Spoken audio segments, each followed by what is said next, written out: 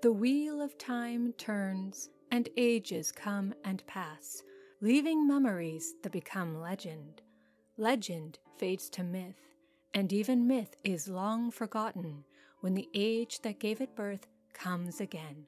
There are neither beginnings nor endings to the wheel of time, but it was a beginning.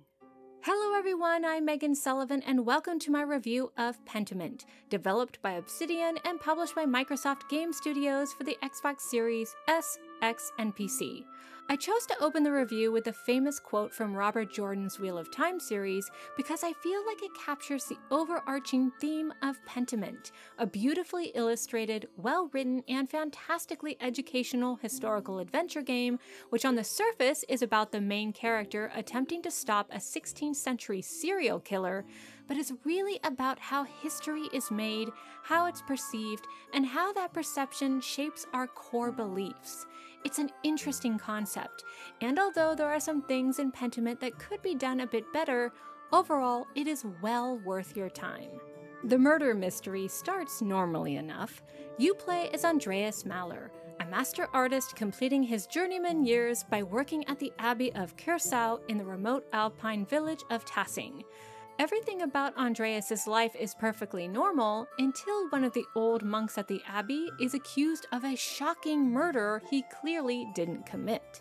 Since professional forensic teams didn't exist at the time, it falls to Andreas to prove his friend's innocence before he's handed over to the authorities for execution.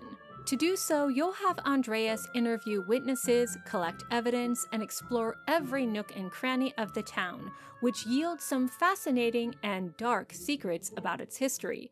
A history so explosive that somebody is willing to kill in order to cover it up. Once time is up, Andreas must produce a guilty party, and in a unique twist, the game never confirms if the people you accuse of murder actually did the crime, forcing you to live with the consequences for the rest of the game, which takes place over a quarter of a century. In order to feel confident about condemning a fellow human being to death or turning them over to an angry mob, you'll have to hope you drew the right conclusion about all the facts you collected, which can be conveniently reviewed in a journal that tracks all the people, places, conversation, and bits of history you've learned along the way. Now, I wouldn't call Pentiment a taut psychological thriller.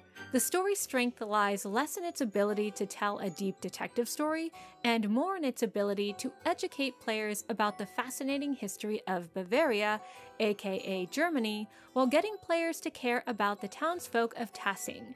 During the course of the story, you'll learn about their lives and their personal struggles against both greedy church members and a cold and calculating nobility, neither of which seems to care whether they live or die. By the way, I like how the dialogue for different people in different social classes is represented by different styles of font.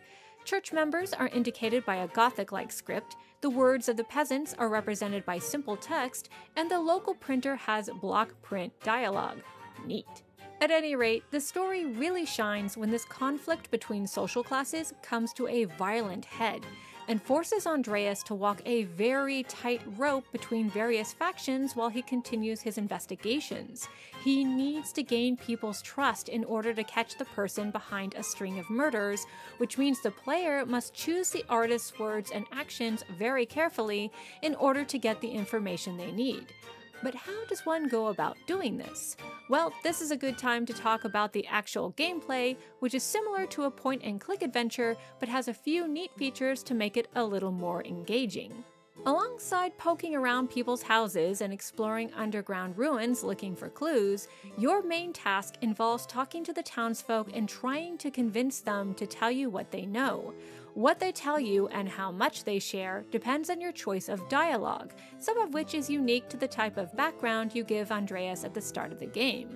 The consequences of your actions also depend on your overall attitude, which seems to fall into the categories of lawful, neutral, and chaotic, personified in Andreas's mind as Beatrice from Dante's Divine Comedy, Socrates, the famous Greek philosopher, and Saint Grobian, patron saint of vulgarity, who has some of the funniest dialogue in a game, surprisingly full of funny dialogue. In fact, more than once, I chose to answer people with a cheeky comment instead of a more appropriate response because it was funny and too good a chance to tweak the noses of my least favorite villagers. Werner. Now, if a suspect or witness likes what they hear, you'll successfully persuade them to help you.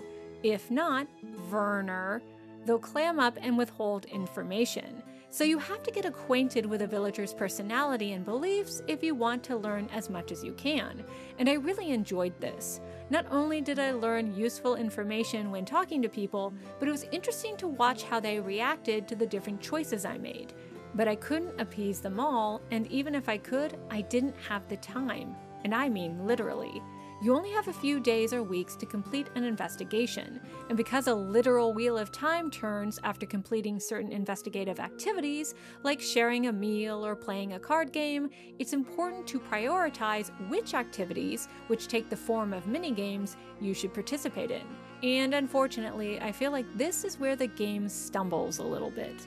Now, don't get me wrong, I enjoy how each activity teaches you about the food, history, culture, and daily life of a medieval village, but the minigames themselves are stiff and clumsy, so much so that it took me entirely too long to understand the profound symbolism behind Andreas navigating a painful emotional labyrinth in his mind because I was too busy grinding my teeth fighting the controls while trying to get out of said labyrinth.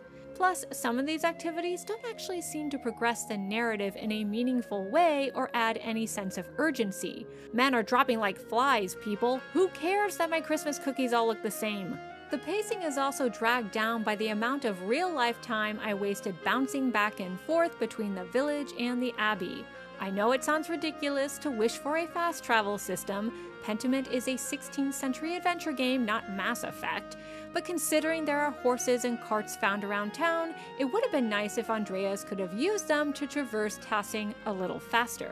No, the Wheel of Time does not turn when you're walking around, so that's good. But my real time is valuable, and I didn't like having to spend it endlessly jogging around Tassing looking for someone new to talk to. But luckily, those are my only real complaints, and I haven't even touched on the thing I love most about Pentiment, the absolute metric ton of fantastic and engrossing real-life history stuffed into every facet and corner of the game. It's everywhere, and it's glorious, and I'm not surprised it's as good as it is, and I'll tell you why. Years ago, I interviewed the game's narrative designer and director, Josh Sawyer, when he was working on Pillars of Eternity 2. Then after the interview, a bunch of journalists and fans went to dinner with him.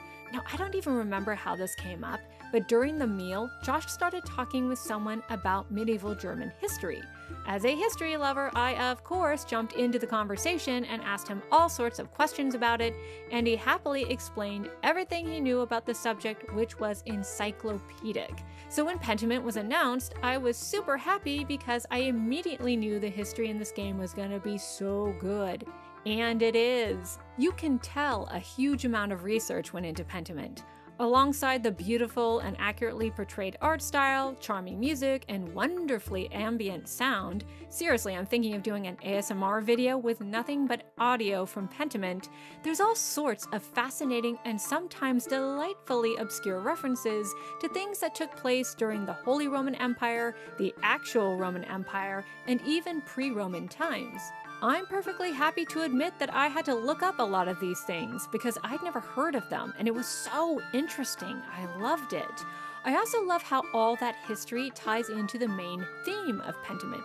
Pentiment, and yes, I had to look this up, means an underlying image in a painting that's revealed when the top layer of paint has turned transparent with age, providing evidence of revision by an artist.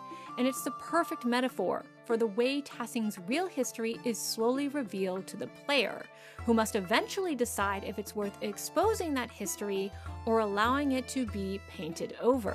What's better for the people of Tassing? Well, that depends on your point of view.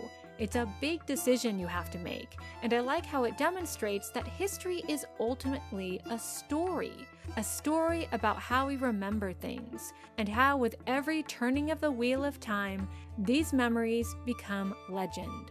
Legend fades to myth, and even myth is long forgotten when the age that gave it birth comes again. In conclusion, I enjoyed my time with Pentiment. Its pacing is a bit muddled and the minigames are a bit stiff, but the well-written characters, beautiful music and art, endless fun facts about history, and themes about the power of history more than make up for it. And at just $20 and at just 20 hours, it's well worth your time. Thanks so much for watching, guys. See you later.